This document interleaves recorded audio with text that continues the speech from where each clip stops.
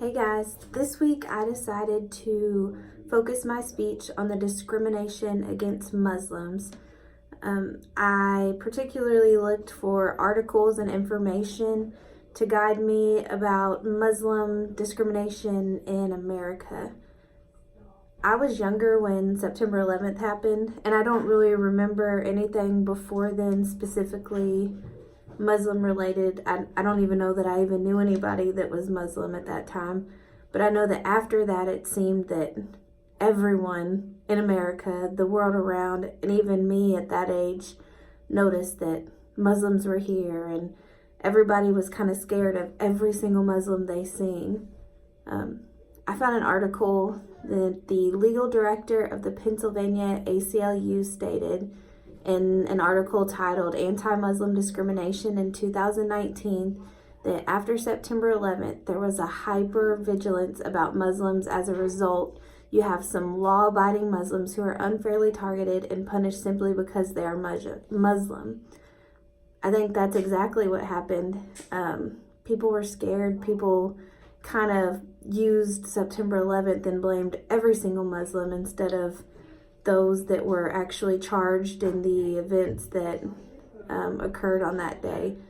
And because of fear, hatred came, or discrimination came, and I think that really rocked a lot of people's worlds that were Muslim. Like, their whole life changed over something they couldn't even control, something they had no part in. So it's not really a fair thing to happen.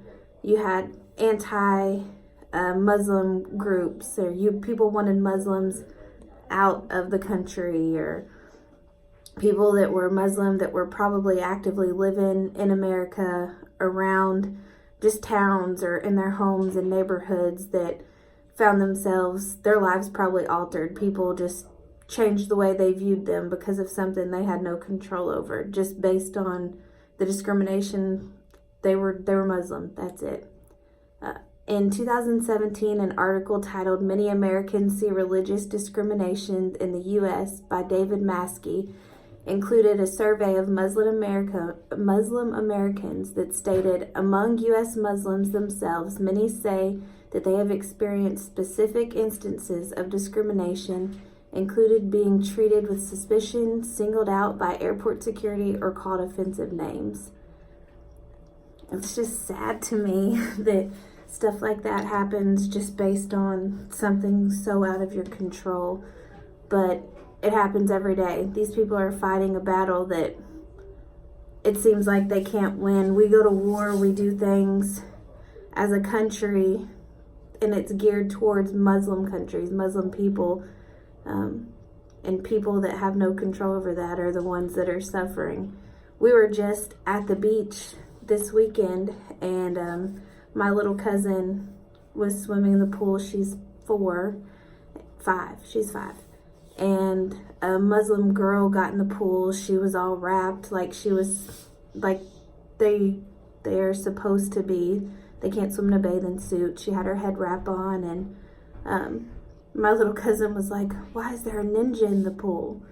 And we all kind of giggled at that, but it made me realize, especially with working on this beach, that even our kids are not educated correctly on different religions, or they see Muslims and they're like, whoa, that's weird. We do kind of a poor job as adults teaching our kids certain things about anything that's different. Anyone that's different, any religion that's different, we don't really educate. We focus on ourselves. We focus on what we believe in and what we know to be true for our own self and our own families. And I think that the poor education leaves our kids kind of in a vulnerable place too. They don't know that that's totally normal for that religion, that there's nothing wrong. She could have went over there and swam with that kid and played, but she was worried that there was a ninja in the pool. You know, her parents probably had never spoke to her. As a matter of fact, talking to her dad that day, he said he had never even seen someone like that in person, just on movies. And I think we all can say that, you know, in movies, Muslims right now are not really portrayed as the good guys, the good people, and we're kind of failing as a society as that, in my opinion. And the last article that I found It was an article titled Lessons for City Planning Outreach. A Muslim woman actually wrote it. Her name was Mahari Mohabi, and it was in 2018 that she stated, "These experiences distorted their image of the society, resulted in voluntary social isolation, and decreased their level of access to social opportunities and urban services."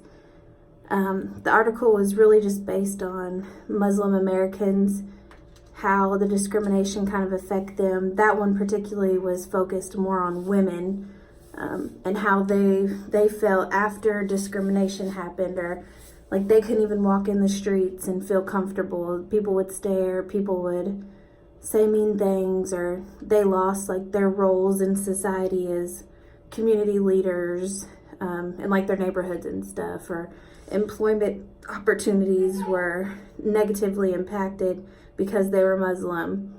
And when you think about that, if someone's being hateful to you every single day, saying something, attacking you, it probably takes a huge self-esteem hit.